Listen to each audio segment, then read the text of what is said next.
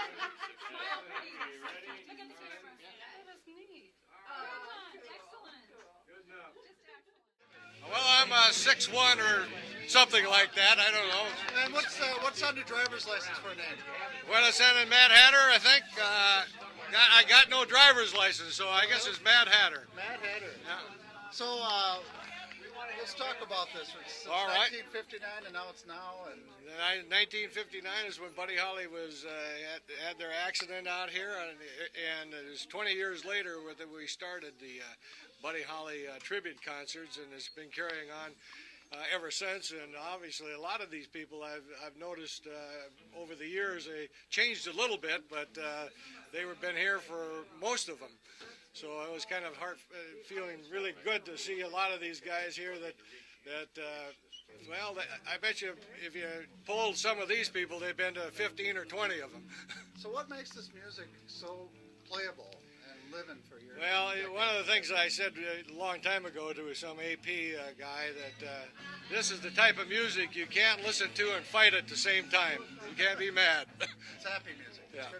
That's what makes it live, I suppose. That's what it's all about. You know, it's a good time music, and it takes people like us back that are a little over 25 now. It takes us back to our younger days where we're 18 once again. What do you know about that night?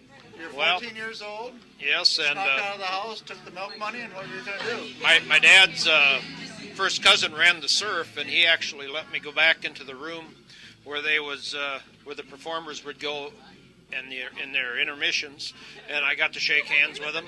And actually, I got to be in the office right when he was paying them and saying goodbye, and they was leaving for the plane. I heard that Buddy wanted his money like in a bad way that night. Do you remember that? He needed $600, and he rolled it up in his hand and put it in his right pocket, or left pocket, as I understand, and that's how they identified him.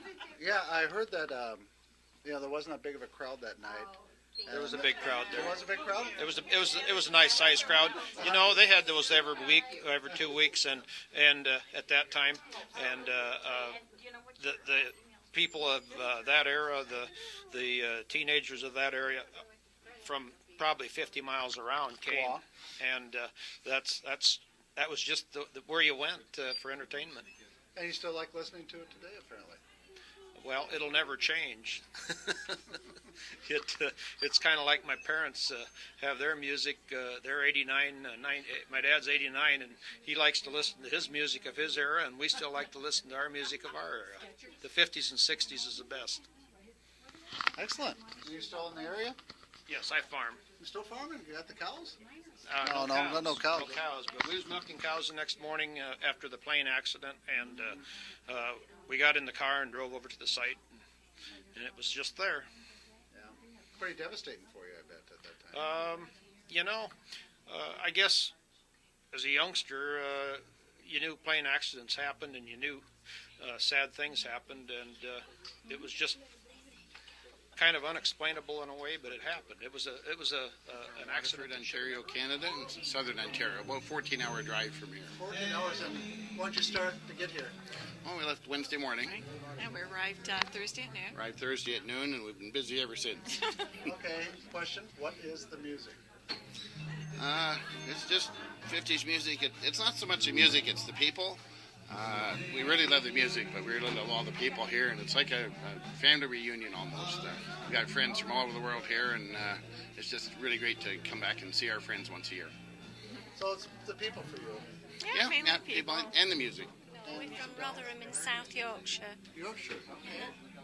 So you came a long ways. What got you here? Why? Music, the people. We've got a lot of friends. No, this is the third time we've been, yes. And we've come for our 32nd wedding anniversary. Wow, to hear? To hear, yes. So, what does it mean to you? From being a teenager, I've loved American rock and roll music. And I love Buddy Holly and Ricky Nelson and Bobby Vee, and I couldn't live without music. It's my life. So how long are you here? We're here until the 12th. We go back, the 12th of February. So you're out there dancing, having a good time? Oh yes, yes. I even got my husband on the floor with the wheelchair. I'll have to look for that again tonight. You plan on doing it again? My name's Dan Ferrone. I'm here with Jack, Scotty, and Mike. Okay. And we're all from Chicago, and we work for Beverly Records. What's and Beverly Records? What do they It's do? a rare vinyl store that's been in existence since 1967. Wow, so you've been Jack's doing it mother for- started it, so it's been going on forever. It's the biggest one in the city. The vinyl's becoming more and more rare. Oh, every day. yeah, we got people come in for Buddy every week. Really? Absolutely. What makes Buddy special? He was an innovator. He was ahead of his time, and he had vision. They're just not that there anymore, is there? Well, Well. let's put it this way. In '68, I started listening to the oldies station because music went away for me. Excellent. So, how many times have you been back? This is my 6th year. 6 years straight? Yeah, we came up here in '98 in the summertime and found out about it, didn't know about it, and just we've been guys coming ever since. Checking out the surf. What does the surf mean to you? Oh, I just hope it never ends. I just hope it never ends. This surf is a beautiful place. We've got a place called the Willowbrook in Chicago. It's like maybe half the size. It's half the size, and everybody loves that place. And those old ballrooms, you got to keep them. They're landmarks. Yeah, and the surf is kind of a hidden gem out there in the Oh, world, isn't God, it? it's beautiful. And Clear Lake, it's just a beautiful town, winter and summer. Yeah, and the people. I have never met the nicer people. People in Iowa are great. We You get a few just love them. Minnesotans and they're kind of nice people. Well, I did meet some people from Albert Lee. They seem to be all right. Sharon, what's the surf ballroom to you? This is meeting old friends, listening to rock and roll, great entertainment. I was born and raised in northern Iowa and moved away, and I'm coming back, and this is what northern Iowa's about. It's about the surf, Buddy Holly, friends, food. It's just wonderful. And a little bit of Carpenter, huh? I love Carpenter. I was born and raised right here, and this is God's country. So this has been part of your past. Yes, I can remember listening to the news at the radio station, my mom and dad's restaurant, Carpenter, and feeling very, very badly that I hadn't been here that night because I couldn't go. Oh, But listening to about the crash, and why couldn't you go? I hate to be crying, but my mother and dad wouldn't let me. Rock and roll was evil several years ago, you know. just several.